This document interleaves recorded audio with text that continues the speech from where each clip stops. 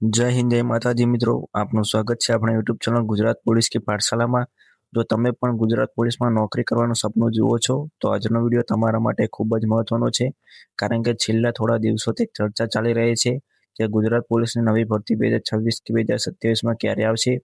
અને સાથે જ અગાઉ તારીખ 8/7/2026ના ગુજરાતના નાયબ મુખ્યમંત્રી હર્ષ સંઘવીએ જાહેરાત કરી છે કે 2026 થી 2033 સુધીમાં કુલ 50,000ની ભરતીનો પ્લાન ચર્ચામાં છે. તો આ વિડીયોમાં આપણે કોઈ અફવા નહીં ફેલાવીએ. અમે વાત કરીશું કે ઉપલબ્ધ માહિતી, જાહેર નિવેદન અને ભરતીની પ્રક્રિયાના આધારે. તો વિડીયોને અંત સુધી જરૂર જોતા રહેજો. અને જો હજુ સુધી તમે લોકોએ આપણું જે ડોક્યુમેન્ટ વેરિફિકેશન માટેનું જે સંપૂર્ણ આપણે એસસીબીસી, એસસી અને એસટી માટેની જે ચર્ચા કરી તે વિડીયો હજુ સુધી તમે જોયો નથી તો આપણે યુટ્યુબ ચેનલમાં જઈને તમે જોઈ શકો છો. અને તે વિડીયોની લિંક પણ આપણે આપણા ડિસ્ક્રિપ્શનમાં આપી દઈશું. તો ચાલો આપણે શરૂ કરીએ આગળની વાત હવે. તો હવે આપણે જે ગુજરાત પોલીસની જે નવી ભરતી આવવાની છે તે 2026 કે 2027માં ક્યારે આવશે, તે ચૂંટણી પછી આવશે કે કેમ, તેના 5 સૌથી મહત્વના ફેક્ટ વિશે આપણે આજે ચર્ચા કરીશું. તો વિડીયોના અંત સુધી બનાવી રહેજો. અને વિડીયોના અંતમાં તમને એક સરપ્રાઈઝ આપવામાં આવશે, તો તમે તે ધ્યાનથી સાંભળજો. તો ચાલો આપણે શરૂ કરીએ હવે આગળની વાત. તો આજના વિડીયોમાં આપણે શું ચર્ચા કરીશું, તો આપણો પ્રથમ ટોપિક રહેશે કે 2027માં નવી ભરતી આવશે કે નહીં આવે. અને બીજો ટોપિક છે કે ચૂંટણી પછી ભરતીની શક્યતા કેટલી છે. અને 5 મહત્વના ફેક્ટ વિશેની ચર્ચા કરીશું. અને ચોથો ટોપિક આપણે સંપૂર્ણ એનાલિસિસ કરીશું અને તમારે હવે આગળ કઈ તૈયારી કરવી તેની પણ આપણે ચર્ચા કરીશું. તો હજુ સુધી જો તમે આપણી યુટ્યુબ ચેનલ સબસ્ક્રાઇબ કરી નથી તો હાલ જ સબસ્ક્રાઇબ કરો અને તમારા મિત્રોને પણ આ વિડીયો શેર કરો. તો ચાલો આપણે આગળ વાત કરીએ. તો આપણે પ્રથમ ફેક્ટની ચર્ચા કરીએ કે હાલની ભરતી પ્રક્રિયા પૂર્ણ થવાની છે. તો તમે જાણો છો કે હાલમાં હમણાં ટૂંક જ સમય પહેલા માર્ક જાહેર કરવામાં આવેલા છે અને ફાઇનલ આન્સર કી પણ જાહેર કરવામાં આવેલી છે. અને હવે ટૂંક જ સમયમાં ડોક્યુમેન્ટ વેરિફિકેશનનું લિસ્ટ પણ જાહેર કરવામાં આવશે. તો જેટલી ઘડી આ ભરતીની અંતિમ પ્રક્રિયા પૂરી નહીં થાય ત્યાં સુધી નવી ભરતી આવવાની કોઈ શક્યતા લાગતી નથી. અને હજુ તેની મેડિકલ અને ફાઇનલ મેરિટની પણ હજુ વાર છે, તેથી નવી ભરતી આવવાની હાલ કોઈ શક્યતા લાગતી નથી. કારણ કે અગાઉ જે 2024-2025ની જે ભરતીની આપણે વાત કરીએ તો તે પણ 11મા મહિનામાં તેની ફાઇનલ મેરિટ આવેલું, ત્યારબાદ નવી ભરતી જાહેર થયેલી.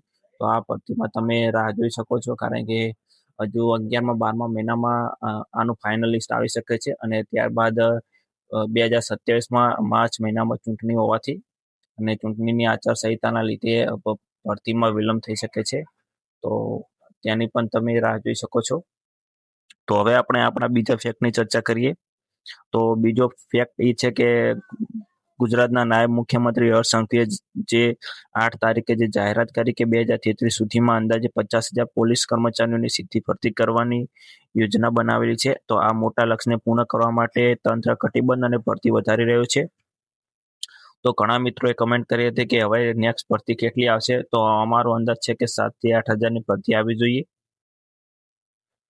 અને તમે જાણો જ છો કે 2024 થી 2026 સુધીમાં જે બે ભરતીઓ ગઈ તેમાં કુલ 25,000ની ભરતી કરવામાં આવેલી છે. તો તમે એનો અંદાજ લઈ શકો છો કે હવે નેક્સ્ટ ભરતી 7,000 હોઈ શકે, કાં તો 12,000 પણ હોઈ શકે. તો હવે આપણે આગળ વાત કરીએ આપણા ત્રીજા ફેક્ટની. તો ત્રીજું ફેક્ટ છે કે પોલીસ દળને સતત નવી ભરતીની જરૂર હોય છે, કારણ કે વસ્તી વધારો અને નવા police station, traffic, cyber crime જેવા નવા પડકારોને ધ્યાનમાં રાખીને ખાલી જગ્યાઓ ભરવી જરૂરી છે. અને તેને કારણે દર વર્ષે અથવા સમયાંતરે ભરતી કરવાની જરૂર પડે છે. અને તમે જાણો જ છો કે 2030માં ગુજરાત સરકાર કોમનવેલ્થનું વિચારી રહી છે અને 2036માં ગુજરાત સરકાર ઓલિમ્પિકની પણ ચર્ચા ચાલી રહી છે. અને અગાઉ જે સુપ્રીમ કોર્ટ અને હાઈકોર્ટના નોટિસ પ્રમાણે પોલીસ ફોર્સ વધારવાની સરકારને ખૂબ નોટિસો મળેલી છે. તેના કારણે પણ પોલીસ ફોર્સમાં સમયાંતરે ભરતી પ્રક્રિયા ચાલુ જ રહેશે. અને તમે જાણો છો કે ગુજરાત પોલીસનું ભરતી બોર્ડ પણ કાયમી થયેલ છે અને વખત ભરતી પણ ચાલુ રહેશે દર સાલ. અને હવે ટૂંક જ સમયમાં પણ નવી ભરતી આવી શકે છે. તો આપણે આપણા ચોથા ફેક્ટની ચર્ચા કરીએ કે સરકાર ભરતીની તૈયારી પર ભાર મૂકી રહી છે અને પોલીસ હેડક્વાર્ટરના ગ્રાઉન્ડ ટ્રેનિંગ માટે ખુલ્લા મુકાયા છે.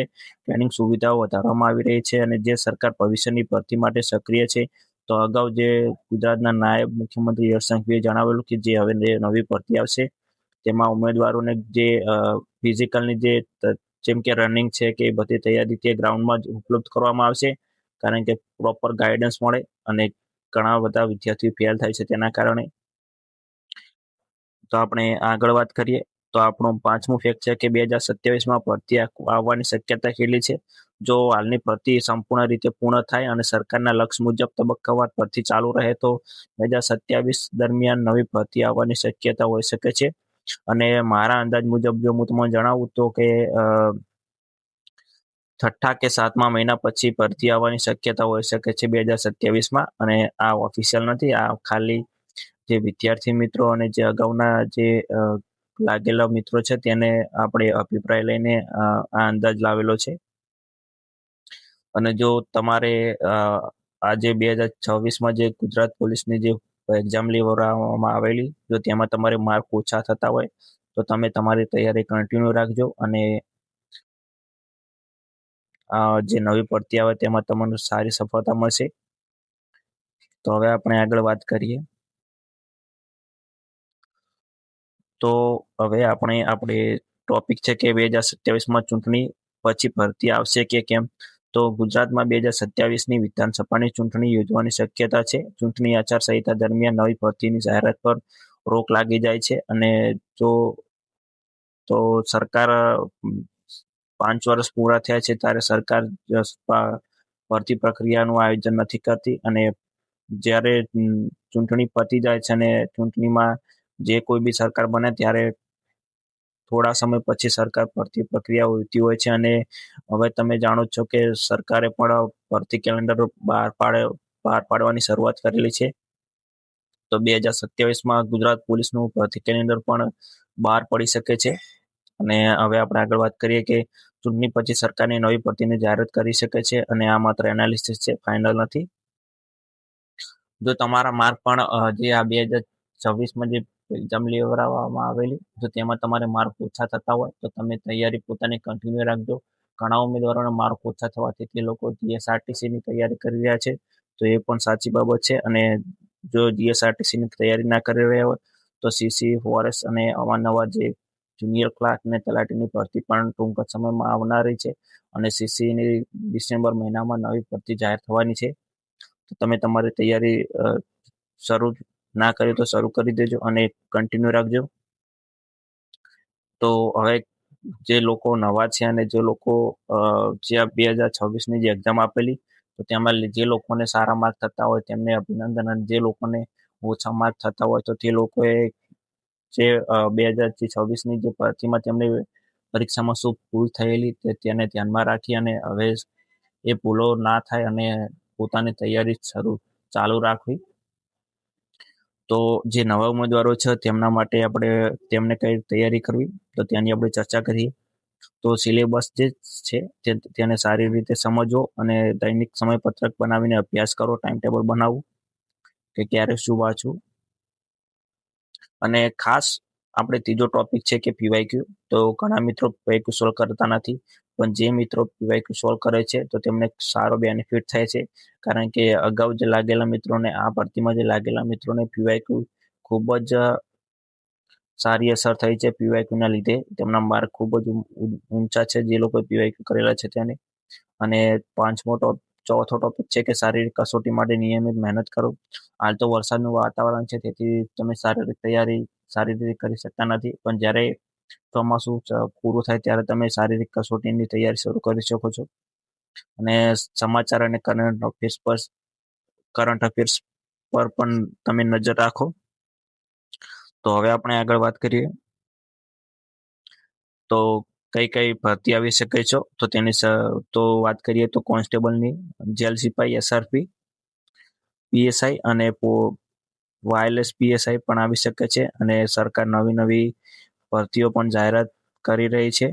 તો ભરતી પોસ્ટ અને સંખ્યાની સરકારની જાહેરાત મુજબ રહેશે, કારણ કે હાલ આપણે કહી શકતા નથી કેટલી ભરતી આવી શકે છે. તો હવે આગળ વાત કરીએ તો તમારે શું કરવું જોઈએ? તો તમે લક્ષ્ય નક્કી કરો અને તૈયારી કરવા માંડો અને એકાગ્રતા સાથે મહેનત કરો અને તૈયારી કરો અને નિયમિત મહેનત કરતા રહો. હિંમત ના હારો અને સફળતા જરૂર મળશે. જે તમે વાંચ્યું છે તો તેને તમને સફળતા જરૂર મળશે. તો સમય લાગી શકે છે, પણ તમને તમારી જે મહેનત છે તે નિષ્ફળ નહીં જાય.